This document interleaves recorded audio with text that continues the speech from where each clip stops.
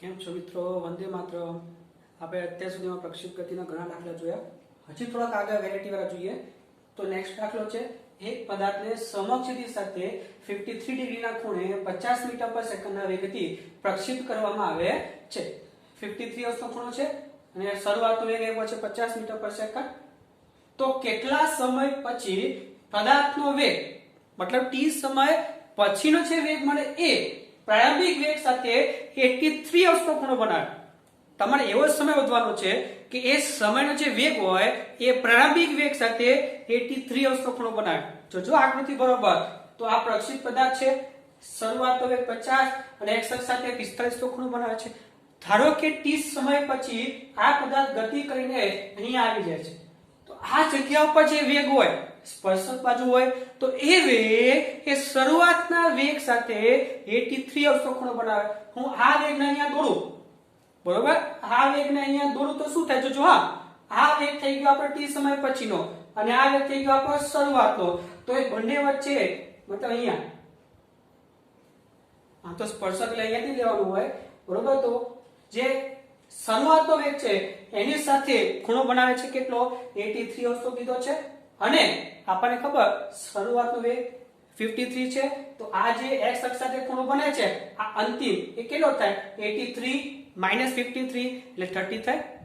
ફરીથી કહું છું, આ 30 સમય પછીના વેગને આપણે અહીંયા શિફ્ટ કરીએ, બરોબર? અને શરૂઆતનો વેગ 50, એમની વચ્ચે ખૂણો કેટલો છે? 83 રકમમાં આપેલો છે. હવે આ 83 આ 53, તો આ જે 30 સમય પછીનો વેગ છે અને x અક્ષ સાથે કેટલા અંશનો ખૂણો બનાવ્યો હોય? 30. તો જો આ સદિશ છે વેગ એના x અક્ષ સાથે કેટલા અંશનો ખૂણો બનાવ્યો હશે? 30 અંશનો ખૂણો બનાવેલો હશે એવું આપણે કહી શકીએ. એટલે આકૃતિ બરોબર સમજવી. આ વેગ અહીંયા શિફ્ટ કરો, ટોટલ 83 છે કારણ કે આપણે શરૂઆતના વેગ સાથે ખૂણો બનાવ્યો છે, બરોબર? તો એ 83 છે. તો આ 53 હોય તો કેટલો હોય? 30 હોય. તો x અક્ષ સાથે 30 અંશનો ખૂણો, તો આનો x સેમ થઈ ગયો v cos 30 કારણ કે x અક્ષ સાથે ખૂણો બને છે અને y આમ આવશે નીચે તરફ v sin 30. તો શરૂઆતનો વેગ 50, 53 નો ખૂણો હતો. તો શરૂઆતનો x સેમ અને શરૂઆતનો y એમ લખી દઈએ. તો શરૂઆતનો x same v0 cos 53, v0 આપ્યો છે 50, cos 53 મેં કિંમત તમને કીધેલી હતી 3/5, તો અહીંયા આવશે 30 મીટર પર સેકન્ડ. અને v0 sin 53 50 * 4/5, તો આપણને મળશે 40 મીટર પર સેકન્ડ. આ થઈ ગયો શરૂઆતના બંને વેગ. હવે જોજો t સમય મતલબ t સમય બાદ આનો એક્સિયમ કેટલો? તો vx બરાબર v cos 30, t સમય પછીનો એક્સિયમ એટલે vx, તો v cos 30. હવે આપણને ખબર છે પ્રક્ષેપ ગતિમાં x અક્ષનો વેગ હંમેશા અચળ જ હોય. તો આ જે વેગ હતો v0x એટલો જ vx હોવાનો છે. તો v0x કેટલો હતો? 30. તો vx પણ કેટલો હોય? 30. તો શું થઈ ગયું? v cos 30 ડિગ્રી બરાબર 30. આ cos 30 ને છેદમાં લઈ જાઓ, cos 30 મતલબ √3/2.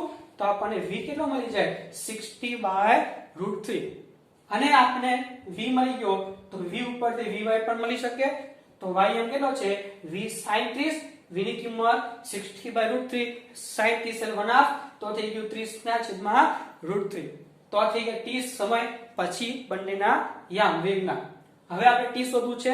તો આપણી પાસે પ્રક્ષેપ ગતિમાં x યામનો વેગ તો અચળ હોય, તો y યામનો વેગ લખવો હોય તો જો અહીંયાથી અહીંયાની ગતિ માટે શરૂઆતનો વેગ યામ અને અંતિમ વેગ યામ y યામ.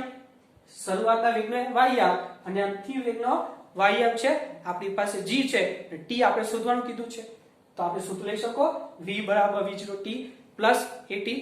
પરંતુ v બરાબર v0 પ્લસ at માં આ y યામ હોય તો શરૂઆતનો y યામ અને પ્રવેગનો પણ y યામ લેવાનો. તો vy નીચે તરફ છે એટલે -30/√3 જે છે એ v0y છે ઉપર તરફ એટલે આવશે +40 અને g -10, t બધામાં 10 કેન્સલ. તો આ વધે કેટલું? 3/√3 અને 3 ને લખી શકીએ √3 * √3, તો 1 √3 કેન્સલ, તો -√3. આ થઈ ગયું 4 અને આ થઈ ગયું -t પેલી બાજુ -√3 આ બાજુ, તો થઈ જાય 4 + √3 મતલબ √3 ની કિંમત 1.73 લો તો 5.73 સેકન્ડ આપણને મળે. મતલબ આટલા સમય પછી એનો વેગ એ પ્રારંભિક વેગ સાથે 83 અંશનો ખૂણો બનાવશે. એટલે જો તમને રકમ ઉપરથી આકૃતિ બનાવતા બરોબર આવડી જાય તો તમે આરામથી દાખલા ગણી શકો. બરોબર. હજી આપણે દાખલા જોઈએ. જો જમીન પર રહેલી એક પાણીની પાઇપમાં છિદ્ર પડતા તેમાંથી નીકળતી પાણીની ધાર સમક્ષિતિ દિશા સાથે 45 નો ખૂણો બનાવતી દિશામાં 10 મીટર પર સેકન્ડના વેગથી જાય છે. આ પાણીની પાઇપ છે, અહીંયા છિદ્ર પાડી દઈએ તો આમાંથી છિદ્રમાંથી પાણીની ધાર નીકળશે, જેનો શરૂઆતનો વેગ આપ્યો છે 10 અને x અક્ષ સાથે ખૂણો બનાવ્યો છે 45. આ છિદ્રથી 5 મીટર દૂર આવી દિવાલ પર છિદ્રથી 5 મીટર દૂર એનો એક્સએમ લઈએ આપણે 5 મીટર દૂર દિવાલ ઉપર કેટલી ઊંચાઈએ આ ધાર પહોંચે તો આ ઊંચાઈ y શોધવાની છે. તો જો આપણી પાસે એક્સએમ છે એટલે x અંતર છે, y અંતર શોધવું છે, v0 છે, થીટા છે, તો આપણી પાસે પ્રક્ષેપ ગતિમાં કોઈ સમીકરણ કરો કે જેમાં x ને y વચ્ચે સંબંધ હોય, જેમાં v0 આવતું હોય, થીટા આવતું હોય. વિચારો પ્રક્ષેપ ગતિમાં ઘણા સૂત્ર આપણે જોઈ ગયા છે 10 જેવા, એમાંથી કોઈ સૂત્ર y અને x એમ બંને આવતું હોય, v0 આવતું હોય, થીટા આવતું હોય, યાદ છે? યસ, પ્રક્ષેપ ગતિના ગતિપથનું સમીકરણ. એમાં આપણી પાસે x છે, થીટા છે, v0 છે અને y શોધવું છે, મળી જશે.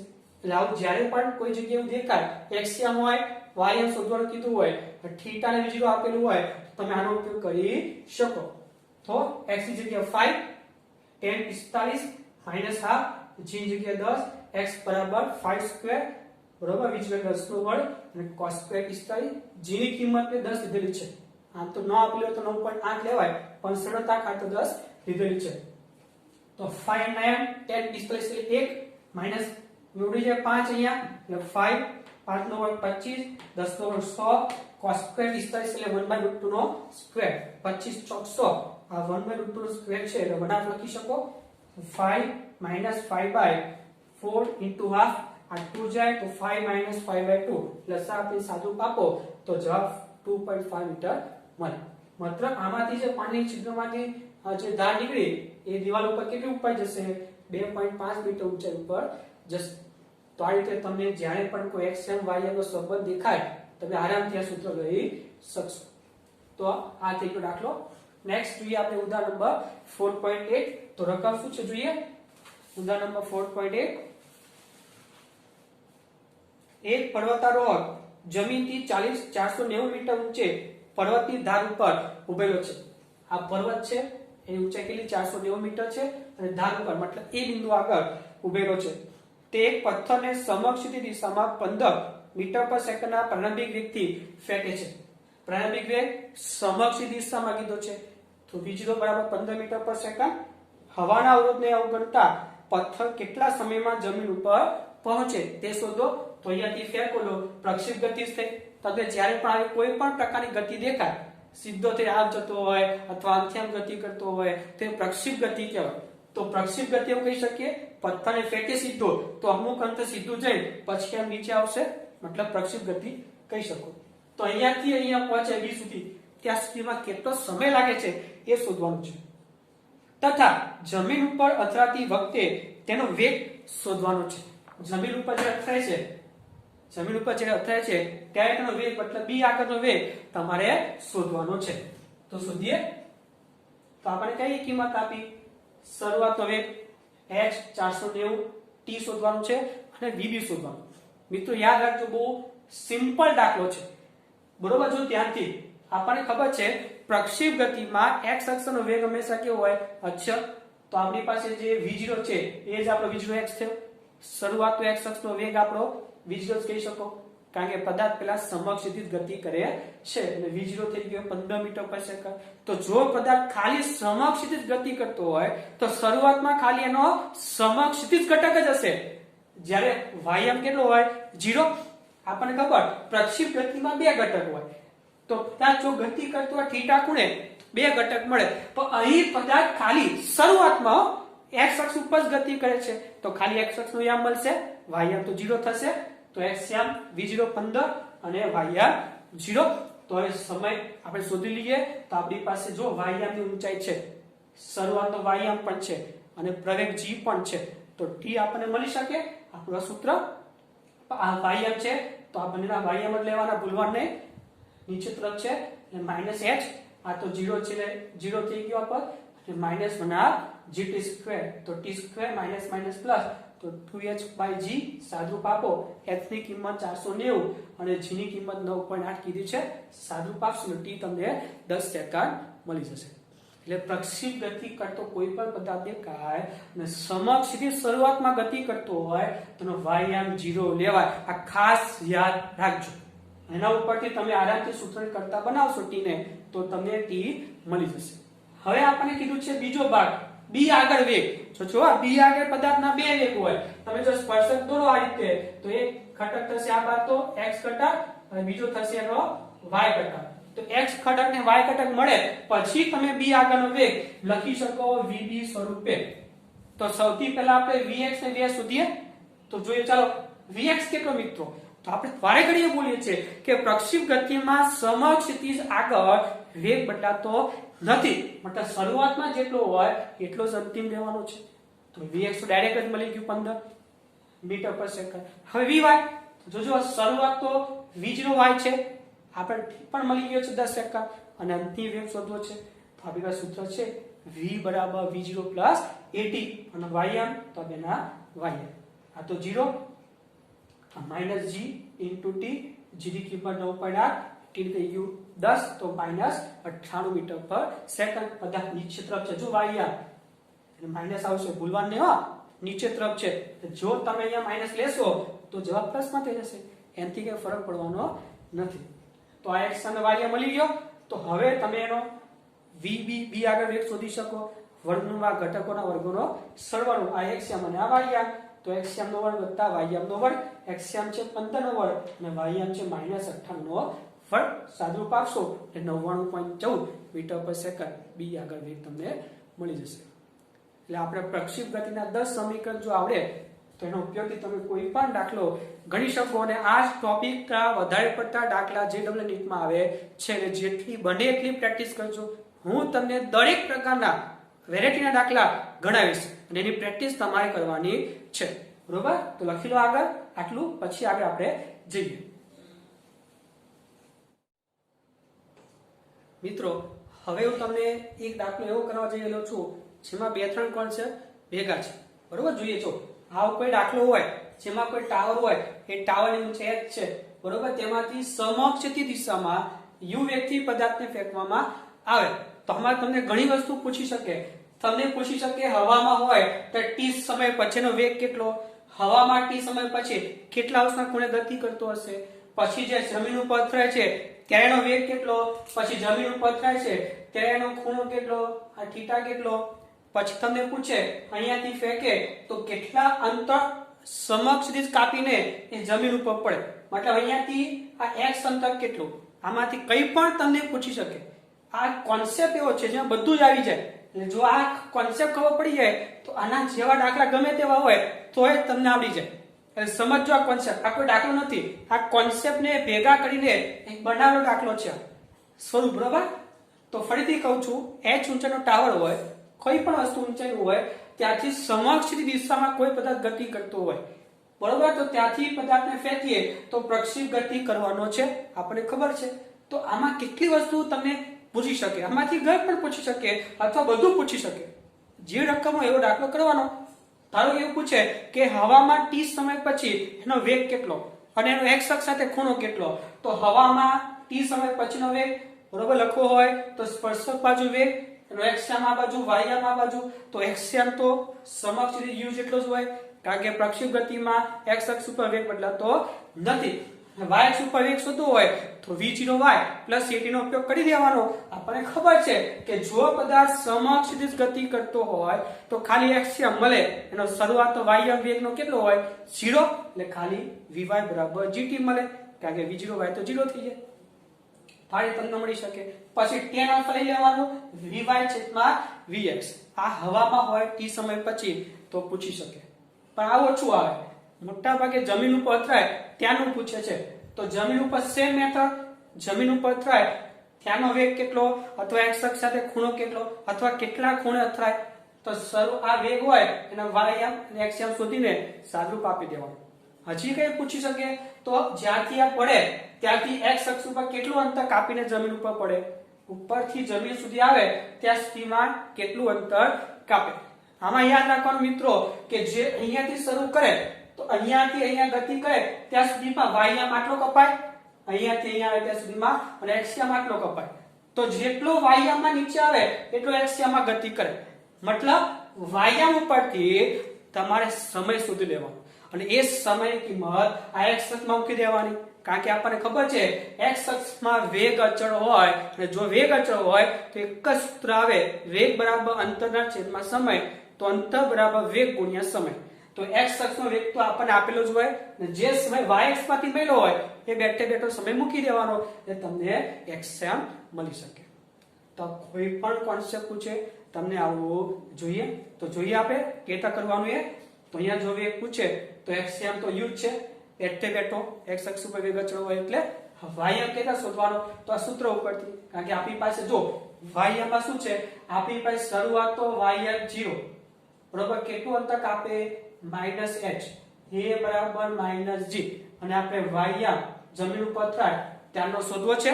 તો આપણી પાસે સૂત્ર છે આ h બરાબર v² vj² છેદમાં 2a વાળું, એના ઉપરથી h બરાબર આ શોધવાનું છે, આ 0 છેદમાં 2g, આના ઉપરથી સામે જાય vy ને કરતા બનાવો એટલે 2gh આપણને મળી જાય. ઊંચાઈ તમને આપેલી જ હોય રકમમાં, તો vy મળી ગયો, vx મળી ગયો. બરોબર, આ રીતે શોધી શકો. હવે જો y અક્ષ માટે સમય શોધવાનો કેવી રીતે, તો આપણી પાસે ફરીથી સેમ વસ્તુ છે, બધું સમય શોધવું છે. તો જોઈ શકો y બરાબર v0t પ્લસ હાફ at² નું સૂત્ર લઈ લેવાનું. ym માઈનસ h, આ 0 છે તો આખું પદ 0 માઈનસ 1/gt², તો સમય તમને મળે √2h/g. ડાયરેક્ટ યાદ રાખો તો એ વાંધો નહીં, જે ડબલ યુનિટ માટે t મળી ગયો. આ t ની કિંમત x અક્ષમાં મૂકી દેવાનું, કારણ કે x અક્ષ ઉપર વેગ અચળ હોય તો અંતર બરાબર વેગ ગુણ્યા સમય, અને x અક્ષનો વેગ કેટલો u જેટલો, સમય કેટલો જેટલો વાયમાં હોય એટલો જ x અક્ષમાં હોય. કારણ કે આ પદાર્થ અહીંથી ગતિ શરૂ કરે તો જેટલા સમયમાં નીચે આવે એટલા સમયમાં આટલું અંતર કપાય. તો સમય બંનેના સરખા લઈ શકો. તો y અક્ષમાં જે સમય મળ્યો એ x અક્ષમાં મૂકી દેવાનો. બરોબર, પછી vx vy મળી ગયો તો tan થીટા પણ શોધી શકો, vy છેદમાં vx vy છેદમાં vx. તમને જે પૂછ્યું હોય એ પ્રમાણે દાખલો ગણવાનો. પછી કદાચ આના ઉપરથી તમને પ્રક્ષેપ ગતિપથનું સમીકરણ પૂછે તો થીટા કેટલો લેવો એ ખબર પડવી જોઈએ. પદાર્થ સમક્ષિતિજ દિશામાં ગતિ કરે છે તો જો x અક્ષમાં ગતિ કરતો હોય અને પ્રક્ષેપ ગતિમાં હંમેશા x અક્ષ સાથે ખૂણો લઈએ છીએ, તો પદાર્થ x અક્ષમાં હોય અને x અક્ષ સાથે ખૂણો કેટલો, તો 0 અંશનો ખૂણો બને, તો થીટા 0 મૂકી દેવાનું. તો આપણું જે સમીકરણ છે એમાં થીટા બરાબર 0 મૂકી દો. y બરાબર x tan 0 minus 1gx²/vj² cos² 0, આ 0 થઈ જાય અને 1 થઈ જાય માઈનસ 1gx²/vj². શરૂઆતનો વેગ આપણી પાસે કેટલો છે u જેટલો, તો આપણને ઉપરથી y નું સમીકરણ મળી જાય. આ થઈ ગયું આપણા ગતિપથનું સમીકરણ આવા દાખલા માટે. એટલે મિત્રો આ કોઈ દાખલો નથી, આ 3-4 પ્રકારના કોન્સેપ્ટ ભેગા કરીને મારી રીતે બનાવેલો છે. કારણ કે આ ટાઈપના દાખલા આવે તો જે પૂછ્યું હોય એ પ્રમાણે ગણવાનું. તો આપણે દાખલા જોઈએ થોડા. જો એક બોમ્બર વિમાન 500 મીટર પર સેકન્ડની ઝડપે ગતિ કરતા, મતલબ x અક્ષમાં ગતિ કરતા તેમાંથી બોમ્બ નીચે મુક્ત કરે છે. અહીંયા બોમ્બ આ વિમાન હોય, વિમાન કેટલા સ્પીડમાં જાય છે 500 મીટર પર સેકન્ડ x અક્ષમાં જાય છે. અહીંયાથી બોમ્બને ફેંકે તો બોમ્બ આ રીતે પડે નીચે, મતલબ પ્રક્ષેપ ગતિ થઈ, તો જમીન પર 10 સેકન્ડમાં પડે. અહીંથી અહીં આવવા માટે સમય આપ્યો છે 10 સેકન્ડ, તો તે જમીન સાથે કેટલા ખૂણે પડશે, આ થઈ ગયો બેઠો કોન્સેપ્ટ. જમીન સાથે કેટલા અંશના ખૂણે પડે, તો આપણી પાસે વેગનો x અને y આમ હોય તો tan થીટા મળી જાય. તો આપણે જોઈએ, ચાલો ભાઈ, આ x અક્ષમાં ગતિ કરે છે તો શરૂઆતનો x કેટલો, તો v0x બરાબર 500 મીટર પર સેકન્ડ. કારણ કે આપણું બોમ્બર વિમાન x અક્ષ ઉપર ગતિ કરે છે તો x બેઠે બેઠો મળી જાય, y આમ તો 0 થઈ જાય, તો v0y બરાબર 0 થઈ ગયો. હવે આ જગ્યા પર અંતિમ x કેટલો વેગનો, તો આપણને ખબર છે સમક્ષિતિજમાં x બદલાય નહીં, તો vx થાય કેટલો, તો v0x જેટલો થવાનો છે 500 મીટર પર સેકન્ડ. આ vx થઈ ગયો. હવે vy મેળવવો છે તો v0y ayt, કારણ કે આપણી પાસે સમય છે. અહીંયા શું હતું, આપણી પાસે ઊંચાઈ હતી તો આપણે h ઉપરથી શોધ્યું. અહીંયા આપણી પાસે ઊંચાઈ નથી, આપણી પાસે સમય છે. શરૂઆતનો વેગ છે સમય છે પ્રવેગ છે નામથી વેગ શોધવો હોય તો v બરાબર v0 પ્લસ a2 લઈ લેવાનો તો vy નીચે તરફ છે એટલે માઈનસ આ v0 0 માઈનસ gt તો vy બરાબર g 10 3 જગ્યાએ 10 સેકન્ડ કીધું છે તો આપણે મળી જાય 100 મીટર પ્રતિ સેકન્ડ તો vx મળી ગયો vy મળી ગયો તો tan θ બરાબર vy છેદમાં vx 100 ના છેદમાં 500 એટલે 1/5 આ θ મળી ગયો મતલબ જો આ કોન્સેપ્ટ તમને આવડી જાય તો આના ઉપર દાખલા ગમે તે પૂછે તમને આવડી જ જાય જો આજે દાખલો જોઈએ એક પદાર્થને 15 મીટરની ઊંચાઈ પરથી ઉર્ધ્વ દિશામાં સમક્ષિતિ સાથે 45 ના ખૂણે 10√2 મીટર પર સેકન્ડના વેગથી પ્રક્ષેપ કરવામાં આવે છે મોટાભાગે પ્રક્ષેપમાં ક્યાં તો સમક્ષિતિ ગતિ કરે હોય ક્યાં તો ઉર્ધ્વથી નીચે આવતો હોય પણ કોન્સેપ્ટ એક જ તો શું કીધું છે 15 મીટરની ઊંચાઈ પરથી સમક્ષિતિ સાથે 45 ના ખૂણે 10√2 ના વેગથી પ્રક્ષેપ કરવામાં આવે છે તો કેટલા સમય પછી તે જમીન ઉપર આવશે તો આ રીતે ગતિ કરશે ઉપર જઈ નીચે આવશે એટલે પ્રક્ષેપ ગતિ થઈ તો અહીંયાથી અહીંયાનો સમય કેટલો તથા આ સમય દરમિયાન તેની અવધિ શોધો અવધિ એટલે પેલું સૂત્રવાળી નહીં અવધિ એટલે જ્યાંથી ગતિ શરૂ કરે અને જમીન ઉપર આવે ત્યાં સુધીમાં x અક્ષમાં કાપેલું અંતર જેને અવધિ કહેવાય મતલબ આપણા માટે x એ અવધિ થઈ ગઈ તો પહેલા સમય શોધીએ તો આ જ બેક તો કોન્સેપ્ટ y નો સમય એ બેઠે બેઠો x માં મૂકી દેવાનો તો y શોધીએ ચાલો તો જો અહીંયા સમક્ષ ગતિ નથી કરતો ઉર્ધ્વ દિશામાં 45 અંશના ખૂણે જાય છે તો બે ઘટક તો શરૂઆતનો x ઘટક મતલબ u cos 45 તો 10√2 cos 45 1/√2 √2 કેન્સલ એટલે એક્સિયમ શરૂઆતના વેગનો 10 મીટર પર સેકન્ડ આવો શરૂઆતનો વેગનો y u sin 45 તો 10√2 1/√2 √2 કેન્સલ તો 10 મીટર પર સેકન્ડ મતલબ આ બિંદુ આગળ શરૂઆતનો x અને શરૂઆતનો y મળી ગયો હવે આનો સમય શોધી લઈએ એને સમય બેઠે બેઠો મૂકી દો એટલે x મળી જશે તો આપણી પાસે v0 y છે જો આમાં v0 y 0 ના થાય જો પદાર્થ x અક્ષમાં ગતિ કરતો હોય તો જ એનો શરૂઆતનો y 0 લેવાનો વેગનો અહીંયા તો ઉપર તરફ જાય છે એટલે બે ઘટક પડે એટલે મળશે તો v0 y છે પ્રવેગ છે અને y છે 15 તો t મળી જશે આ સૂત્ર મૂકી દો y લેવાનું -15 બીજો y જો હા ઉપર તરફ છે તમને ખબર છે આપણે જોઈ ગયા છે ગતિમાં અહીંયાથી ગતિ શરૂ કરે પાછો અહીંયા આવે તેનો વેગ કેટલો થાય જેટલો અહીંયા શરૂઆતમાં હોય એટલો અહીંયા પ્લસમાં તો અહીંયા પ્લસમાં બરોબર ભૂલવાનું નહીં તો +10t - 1 gt2 યાદ છે ને કોન્સેપ્ટ જ્યાંથી કોઈ વસ્તુ ગતિ કરે ઉપર જઈને પાછો આવે તો સમકક્ષ બિંદુ આગળ વેગ સરખો હોય અને જેટલો આ બાજુ હોય એટલો જ પેલી બાજુ હોય તો આ બાજુ પ્લસ તો આ બાજુ પર પ્લસ લેવાનો તો 10t - 1 g જગ્યાએ -10 t2 એટલે બે લસા કાઢો તો -30 ये 20 થઈ જાય અહીંયા -10 t2 ને બધામાં 10 કોમન કાઢો આ t2 ના બાદ લાવો t ને આ બાદ લાવો એટલે થઈ જાય t2 10 જાય એટલે -2t અને -3 બરાબર 0 અવયવ પાડો 3 * 3 તો શું થઈ જાય -3t + t -3 બરાબર 0 એટલે ક્યાં તો t - 3 0 થાય ક્યાં તો t + 1 0 થાય અહીંયા t + 1 બરાબર 0 બરોબર t આ +1 પેલી બાજુ 1 થાય એટલે માઈનસ થાય પણ સમય કદી માઈનસમાં હોય નહીં એટલે નોટ ઇક્વલ ટુ -1 -3 પેલી બાજુ ગયો તો +3 તો સમય થઈ ગયો 3 સેકન્ડ તો એક જવાબ મળી ગયો અહીંયાથી અહીં આવવા માટે લાગતો સમય કેટલો 3 સેકન્ડ